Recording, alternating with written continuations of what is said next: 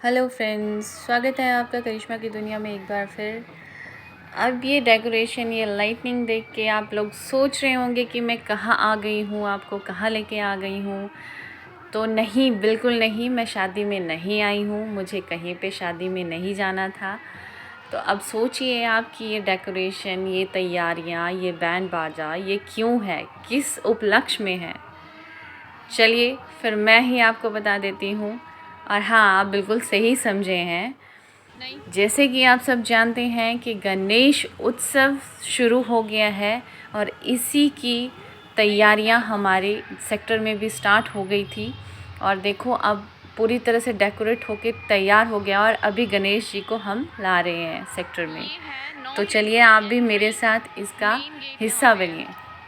और ये रहा हमारे सेक्टर का मेन गेट, जिसको बहुत ही ब्यूटीफुली इन्होंने बनाया हुआ है। बहुत बड़ा गेट अरेंज किया और बीच में इन्होंने गणपति की मूर्ति की स्थापना भी की हुई है। यहाँ पे जो असली गणपति हैं वो तो अंदर उनको विराजमान करेंगे, बट ये मेन गेट बाहर से है, जो हमारे सेक्टर का मेन गेट है। गणेश चतुर्थी का महापर्व शुरू हो रहा है आज से। इसका जो शुभ मुहूर्त स्टार्ट हो गया है 30 अगस्त से 3 बजे से, और कल सुबह इसकी स्थापना होगी गणपति जी की। जैसे कि सब जानते हैं कि रात को गणपति जी को घर ले आते हैं और उसके बाद अगली सुबह इनका मुहूर्त के अनुसार ही इनकी स्थापना होती है। तो वैसे ही कल दिन तक इनका 31 तारीख को इनका सुबह स्थापना हो जाएगी।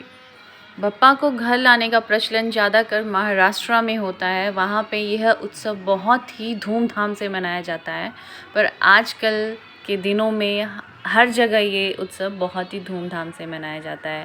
और ऐसे ही हम चंडीगढ़ में रह रहे हैं, तो यहाँ पे भी बहुत ही उत्साह से हर साल ये मनाया जाता था, बट कोरोना के टाइम में ये नहीं मनाया गया। आफ्टर दैट अभी इसी साल ये फिर से उत्सव आयोजित किया गया है। कहा जाता है जब बप्पा घर आते हैं, बप्पा का जो त्यौहार होता है वो 10 दिनों का होता है।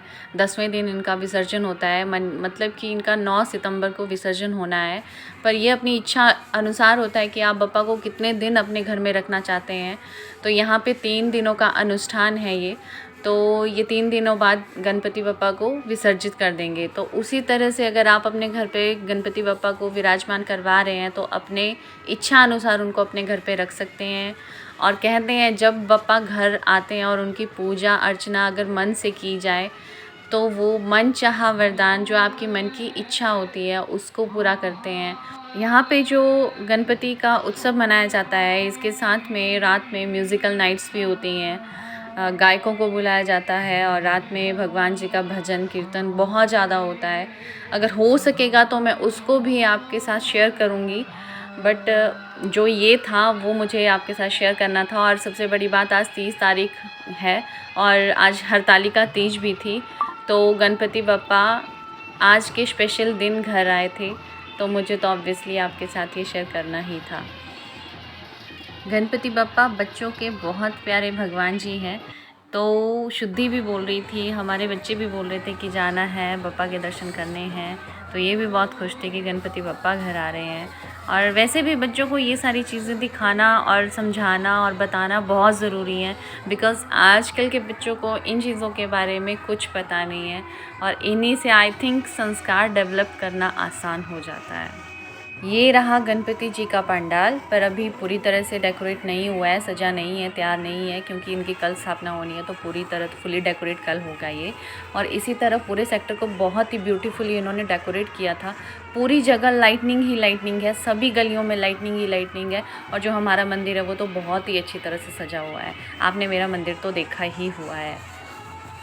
और अब करते हैं गणपति बप्पा के चरणों के दर्शन। बप्पा के दर्शन के साथ साथ आप लोग भजनों का आनंद भी लीजिए। गायक लोग आए हुए हैं और भगवान जी का स्वागत, बहुत भव्य स्वागत किया इन्होंने भजनों के साथ में। और आप भी आनंद लीजिए, मैं भी आनंद लेती हूँ। जय गणपति बप्पा।